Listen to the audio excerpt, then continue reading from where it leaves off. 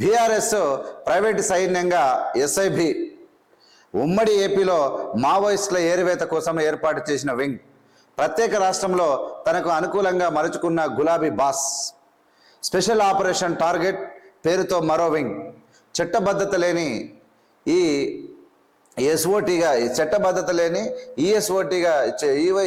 ఈఎస్ఓటీకి చీఫ్గా ప్రవీణ్ రావు ప్రైవేటు వ్యక్తుల ఫండింగ్లతో ట్యాపింగ్ మహిళలను వదలకుండా వేధింపులు ఆరాచకాలు బయటపడకుండా హార్డ్ డిస్కుల ధ్వంసం ఏండ్ల తరబడి సేకరించిన మావోయిస్టుల సీక్రెట్ డేటా కూడా మాయం చేసినారు. నేను ఒకటి చెప్పనా, కేసీఆర్ ఒరిజినల్ క్యారెక్టర్ అనేది 2014 తర్వాత 2024 వరకు నీ క్యారెక్టర్ అనేది ఏందనేది ప్రజలకు అర్థమైంది.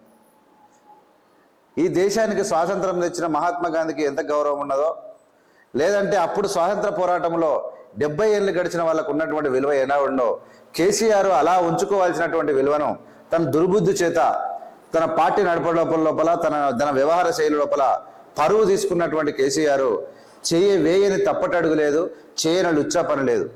మళ్ళీ మేకపోతు గాంభీర్యంతో సమాజం మీద పడి విరుచుకుపడడానికి ప్రయత్నం చేస్తారు. నేను ఇప్పుడే చెప్పిన, ఎవడు కూడా చెప్పకముందే, సంవత్సరం ముందే, 2 సంవత్సరాల ముందే నేను చెప్పేసిన బీఆర్ఎస్ అనేది మునిగిపోయే పడవ.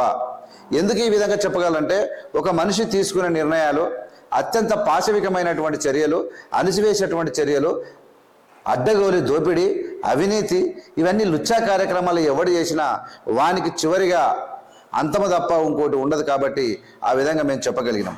ఇప్పుడు ఇంత ఘోరమైనటువంటి ఏపీలో నక్సలైట్లను వేరువేత కోసం వాడినటువంటి ఈ సాఫ్ట్వేర్ ఏదైతే ఉందో, ఇక్కడ ఏదైతే ఫోన్ ట్యాపింగ్ ఏదైతే ఉందో, దాన్ని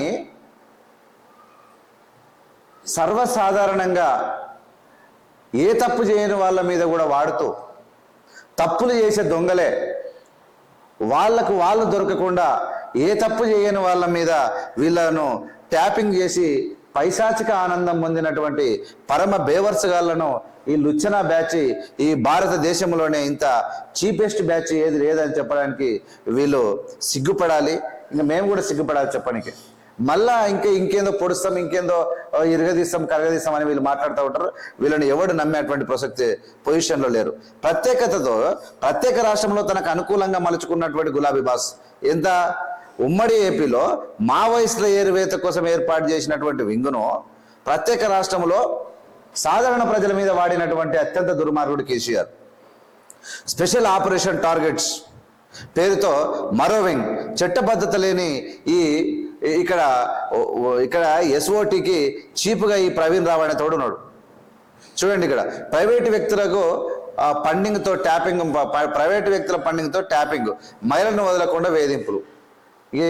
ఈ కేసీఆర్ అంటే ఇక సుఖమైన సోలనంట మళ్ళీ వచ్చి కట్టలు కట్టి మొత్తం తొవ్వి గుంతలు తవ్వుతాడంట ఆయన.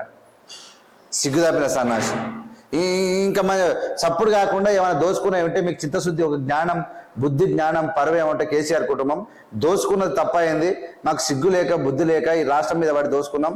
ఇక మేము రాజకీయాల్లో ఉండమని చెప్పి పార్టీ వర్గాన్ని అప్పచెప్పి ఆ పార్టీ తెలంగాణ రాష్ట్రం అంటే మళ్ళీ ప్రజలు మర్చిపోయినాక ఇట్లా చేస్తారేమో కానీ మిమ్మల్ని క్షమించరు. ఇక మీరు ఇంకా ఆ దోసుకున్న పైసలతోనే ఓడిపెడతారు మీరు, అంతే తప్ప మీకు సిగ్గు జ్ఞానం ఏం లేదు, బుద్ధి లేదు, జ్ఞానం లేదు, సిగ్గు అసలు అంతకంటే లేదు మీకు. ఇటువంటి పనులు చేసి ఆరాచకాలు బయటపడకుండా హార్డ్ డిస్కులు ధ్వంసం చేశారు. ఏళ్ల తరబడి సేకరించినటువంటి మావోయిస్టుల సీక్రెట్ డేటా కూడా మాయం చేసినటువంటి లుచ్చా బృందం ఎట్లా ఉన్నా చూడేది. వీళ్ళు ఈ బట్టలు ఇడిచేసి పోతే వీళ్ళు అడగతిన తొలదని నయం. వీళ్ళకన్నా వీళ్ళ అవతారము, వీళ్ళ బతుకు ఒక్కనొక్కని చెవులకు మొత్తం ఇట్లా ముక్కులకెళ్ళి ముగుదాడేసి బలను గుంజినట్టు గుంజా రోడ్ల మీద వీళ్ళను. Useless fellows.